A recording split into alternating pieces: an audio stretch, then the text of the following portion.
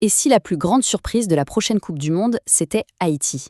C'est une question qui peut paraître folle, mais aujourd'hui, on va décortiquer les arguments qui montrent que oui, cette petite nation des Caraïbes a tout pour bousculer l'ordre établi. Pour commencer, il faut bien regarder ce chiffre. 52. 52 ans. C'est une éternité dans le monde du foot. Plus d'un demi-siècle à attendre, à espérer. Eh bien, cette attente est enfin terminée. Après une campagne de qualification qui restera dans les annales, Haïti a brisé la malédiction. On y est.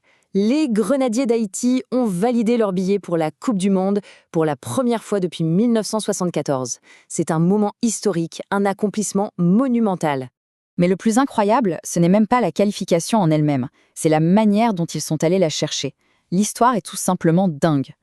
Essayons juste d'imaginer le scénario. Comment est-ce qu'on peut bien monter une équipe capable de se qualifier pour un mondial sans jamais pouvoir aller dans le pays en question? C'est l'histoire de l'entraîneur français, Sébastien Migné. La crise sécuritaire en Haïti l'a empêché de s'y rendre. Il a dû tout faire à distance depuis l'Europe. On parle de repérer des joueurs en visio, de coacher par téléphone. C'est du jamais vu à ce niveau.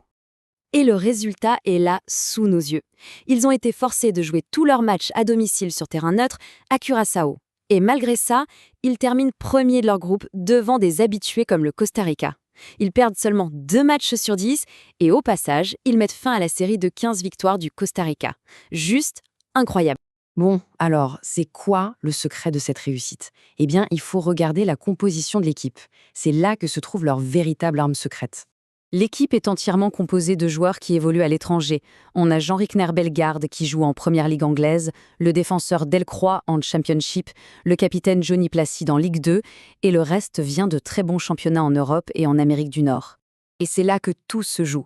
On a la fusion parfaite entre le cœur haïtien, cette fierté, cette combativité, et la discipline tactique apprise dans les championnats les plus compétitifs du monde.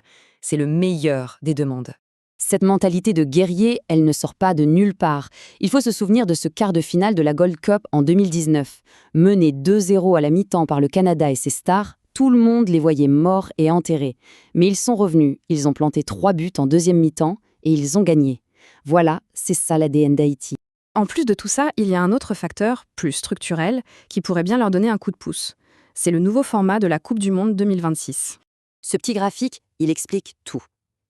Avant, c'était simple. Une équipe sur 2 passait la phase de poule. En 2026, ce sera 2 équipes sur 3. Les chances de se qualifier pour la suite de la compétition augmentent donc considérablement. Pour faire simple, 32 équipes sur 48 vont en phase finale, y compris les 8 meilleurs troisièmes. Ça veut dire qu'une seule victoire pourrait suffire pour passer. C'est une aubaine pour les équipes qui, comme Haïti, n'ont pas peur de jouer, de prendre des risques, parce que chaque but va compter. Et puis, il y a tout ce qui ne se voit pas dans les statistiques. Les facteurs invisibles, mais qui peuvent tout changer dans une compétition aussi intense. Et si leur plus grande force, c'était ça? Ils n'ont absolument rien à perdre. Pour eux, être là, c'est déjà une victoire immense. Ils vont jouer sans cette pression monstre qui écrase les favoris. Cette liberté d'esprit, c'est une arme redoutable. L'histoire de la Coupe du Monde est pleine de ces petits poussés qui ont fait trembler les géants. La Corée du Sud en 2002, le Costa Rica en 2014, le Maroc en 2022. Leur point commun? Personne ne les attendait à ce niveau. Ils ont joué avec le cœur, en équipe, et Haïti a toutes ses qualités. Et enfin, il y a l'atout ultime, celui qui pourrait bien être le plus important de tous. Le tournoi se joue, pour eux, quasiment à la maison. La Coupe du Monde 2026, c'est en Amérique du Nord. Et c'est là que vit une immense diaspora haïtienne.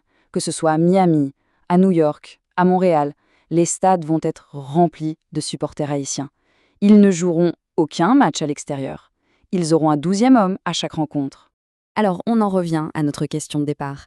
Est-ce qu'Haïti peut vraiment créer une onde de choc monumentale? Si on récapitule, on a le talent, avec des joueurs qui évoluent au plus haut niveau. On a le mental, cet ADN de combattant. On a le format de la compétition, qui est une opportunité. On a la liberté de jouer sans pression. Et on a un soutien populaire qui s'annonce gigantesque. Tous les voyants semblent au vert. Il y a une citation qui résume parfaitement l'esprit de ce pays. Ne sous-estimez jamais une nation qui a vaincu Napoléon. Ça nous rappelle qu'Haïti a une histoire faite de défis impossibles à surmonter. Et en 2026, le monde du foot pourrait bien en être le témoin une fois de plus.